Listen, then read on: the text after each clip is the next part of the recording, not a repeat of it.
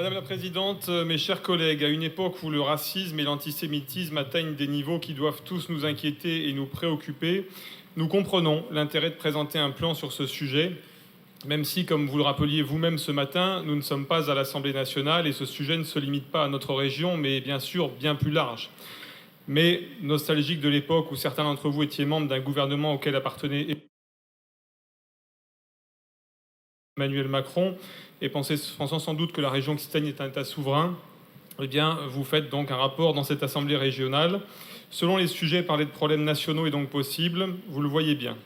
Le plan régional d'action contre le racisme et l'antisémitisme que vous nous proposez de voter aujourd'hui est d'une grande hypocrisie et n'est pas très ambitieux. D'abord parce que vous n'avez pas voulu travailler sur ce plan avec certains élus de votre opposition. Nous n'avons en effet jamais été sollicités pour y travailler avec vous. Il y a sans doute de bons élus, ceux que vous considérez comme de bons élus et ceux que vous considérez comme de mauvais élus. Comme chaque rapport, il n'est que descendant. Tout vient de la présidente, rien ne vient de l'Assemblée régionale.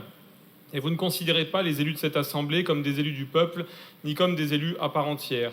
Même sur un sujet aussi consensuel et aussi primordial et essentiel, vous êtes dans l'exclusion permanente vis-à-vis de ceux qui ne sont pas de votre parti, de votre majorité ou de votre obédience. Et c'est particulièrement malvenu lorsqu'il s'agit d'un rapport contre les discriminations. Vous faites exactement ce que vous reprochez aux autres. Vous voulez faire société commune dans une société diverse. Ce sont les termes du rapport. Hélas, vous excluez certains de cette société commune par sectarisme, car nous n'appartenons pas au même parti et au même cercle. Encore ce matin, un élu de votre majorité s'en prenait ici à une femme, avec des propos orduriers, et invitait une collègue de cette Assemblée à consulter un psychiatre, car elle n'a pas les mêmes idées que vous. Quel triste spectacle pour la démocratie et pour la société commune dont vous parlez. Vous refusiez même à cet élu de répondre à cela, au mépris de l'article 12 du règlement intérieur. Vous vous asseyez décidément sur tout et êtes bien mal placé pour donner des leçons d'ouverture et de respect de la personne.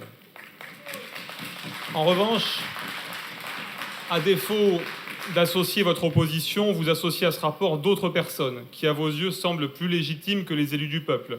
Ils sont tous listés en page 34 de votre rapport. On trouve ainsi, par exemple, la Ligue des droits de l'homme, dont l'un des rares faits d'armes est de s'attaquer aux racines de la France et à ses traditions, en s'attaquant, par exemple, aux très dangereuses, c'est bien connu, crèches dans les mairies qui constitueraient un trouble à l'ordre public, comme si défendre et valoriser notre culture était un trouble à l'ordre public. Vous avez aussi associé à ce rapport le MRAP, la LICRA, mais aussi toutes les loges franc-maçonnes possibles et imaginables listées en page 34, dont nous nous questionnons sur la légitimité sur le sujet. Grande Loge de France, Grande Loge Mixte de France, Grande Loge Traditionnelle Symbolique Opéra, Grand Orient de France, Grande Loge Féminine de France, Fédération Française du Droit Humain, Grande Loge Alliance Maçonnique Française. Vous ne travaillez donc pas avec les élus régionaux, mais nous faites savoir en page 34 que vous travaillez avec des associations politisées à gauche et avec les loges qui sont à vos yeux plus légitimes. Chacun ses choix, nous en prenons acte. Concernant le fond du rapport maintenant, évidemment, toute personne normalement constituée ne peut être qu'opposée au racisme et à l'antisémitisme, ne serait-ce que parce que nous sommes tous humains et que le premier des devoirs est le respect de l'autre, le respect de la personne et de sa dignité. Trier les gens en fonction de leur couleur de peau ou de leur religion est une infamie. D'ailleurs, il y a en France des Français noirs, blancs, depuis bien longtemps, et le racisme n'est pas du tout dans l'esprit de la France. Nous pourrions donc vous rejoindre sur un plan contre les discriminations, le racisme et l'antisémitisme, même si vous êtes mal placé à plusieurs titres. D'abord, vous avez été condamné pour discrimination par une cour d'appel. Vous avez depuis formé un pourvoi en cassation qui est pendant devant les juridictions de notre pays. Ensuite, vous avez été aux côtés de l'imam Tataï, qui a déjà cité dans ses prêches, dont une vidéo est diffusée sur Internet, M. Youssef Al-Qaradawi, idéologue des frères musulmans, pourtant connu pour prescrire le meurtre des apostats, des juifs et des homosexuels, et interdit de séjour en France. Aux côtés de l'imam Tataï, donc, vous avez inauguré la grande mosquée de Toulouse. L'archevêque de Toulouse. Et de l'archevêque de Toulouse. Vous avez inauguré et du président du CRIF, voilà, de Toulouse. Allez jusqu'au bout, et à côté de monsieur le maire de Toulouse. Où l'on prêche en langue étrangère, en faisant vous-même un discours dans la mosquée à ses côtés, en ayant votre nom sur la plaque inaugurale au mépris de la laïcité, bâtiment qui plus est à l'architecture volontairement provocatrice, plus de 2000 mètres carrés de plancher avec minaret et coupole dorée, visible depuis le périphérique. Rappelons que le parquet de Toulouse a ouvert une information judiciaire pour provocation à la haine à l'encontre de cet imam aux côtés duquel vous apparaissiez tout sourire, comme le maire de Toulouse d'ailleurs. Oui, nous pourrions vous rejoindre si vous ne taisiez pas les origines du racisme et de l'antisémitisme d'aujourd'hui, et si vous ne taisiez pas ou ne minimisiez pas certains faits. soumis que vous êtes tous au politiquement correct et à un aveuglement idéologique. Quid ainsi du racisme antichrétien ou du racisme anti-blanc dont il n'est pas vraiment fait mention? Tout juste, dites-vous que les actes antichrétiens sont stables, sans en donner le nombre, à savoir 1052 actes antichrétiens recensés en 2019, contre par exemple 154 actes anti-musulmans que nous combattons tout autant et condamnons systématiquement. Ce très important racisme civilisationnel antichrétien est durement ressenti dans notre pays. Tout juste, dites-vous qu'il est stable. Devrait-on se satisfaire de son niveau très élevé et préoccupant parce qu'il serait stable ?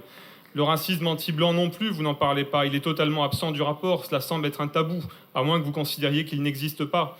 Je serais curieux de vous entendre à ce sujet, car dans notre région, dans certains quartiers de plus en plus nombreux, dans certaines écoles, dans certains collèges, dans certains lycées, beaucoup de Français le subissent au quotidien. Allez-vous en parler aux élèves de nos lycées que vous comptez sensibiliser ?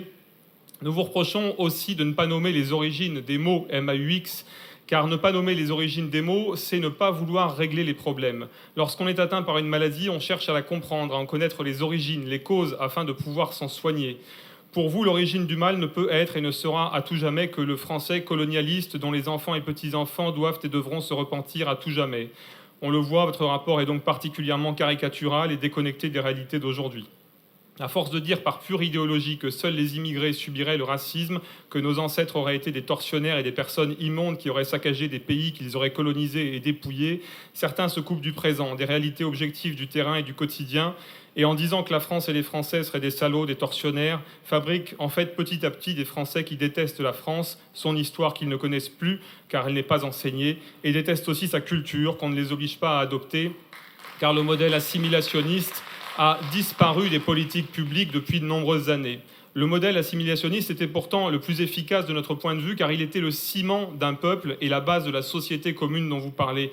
Car ce que nous avons en commun, c'est l'histoire de France, c'est la culture française.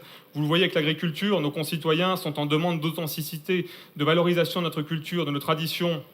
Vous voulez, vous, voir disparaître notre culture française. Le président de la République déclare même qu'il n'y a pas de culture française.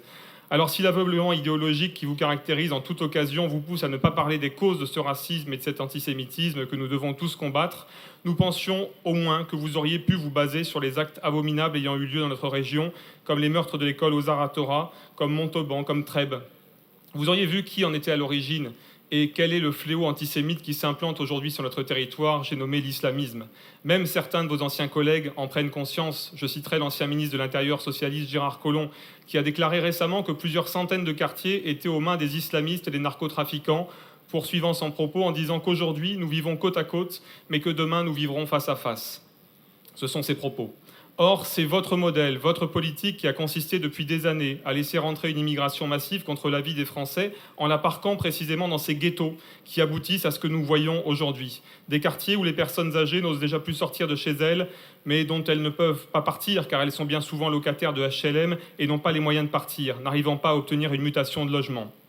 Certaines personnes âgées ne partent pas non plus, car les ghettos dans lesquels ils habitent à cause de vos politiques publiques, à force de laisser des idéologies mortifères et de laxisme total s'y développer, ont vu leurs biens immobiliers perdre de leur valeur. Quartiers où les femmes sont considérées comme des objets dépourvus d'humanité. Quartiers pourtant souvent classés prioritaires au titre des contrats de ville et où les moyens financiers affluent, où l'on tire à la Kalachnikov, encore ces derniers jours à Nîmes, où policiers, pompiers, personnels soignants ne peuvent plus rentrer. Des quartiers où de nombreux jeunes refusent d'observer des minutes de silence en hommage aux victimes des attentats. Des quartiers pourtant souvent classés prioritaires au titre des contrats de ville et où les moyens financiers affluent, où les juifs ne peuvent plus habiter et sont pris pour cible. C'est aussi contre tout cela qu'un plan vraiment ambitieux proposerait d'agir. Vous ne proposez rien, hélas, car ce n'est pas politiquement correct d'en parler, car vous n'avez aucune solution de fond. Vous taisez aujourd'hui le danger majeur pour notre société, parce qu'il ne propose aucune mesure en la matière, parce qu'il tait ces réalités, votre plan n'est pas ambitieux. Alors le groupe Rassemblement National est le seul aujourd'hui à lutter réellement contre le racisme et l'antisémitisme, car il est le seul à en analyser les causes et à en combattre les causes. Le Rassemblement National est aussi le seul à refuser l'importation sur notre sol de conflits internationaux auxquels nous sommes étrangers.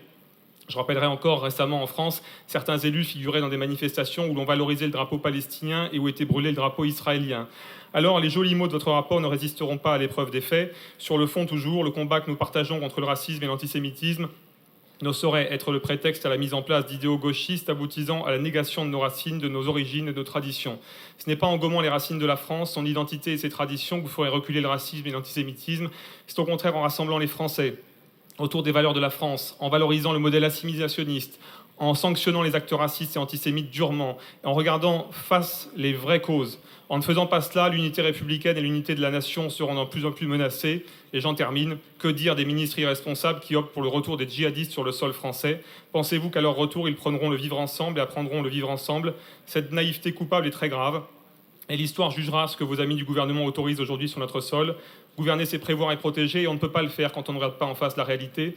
Alors pour dire non au racisme et à l'antisémitisme, ouvrons les yeux, ouvrez les yeux, identifiez-en les causes comme nous le faisons et tirez-en les conséquences sur vos politiques publiques et cessez de montrer les gens les uns contre les autres.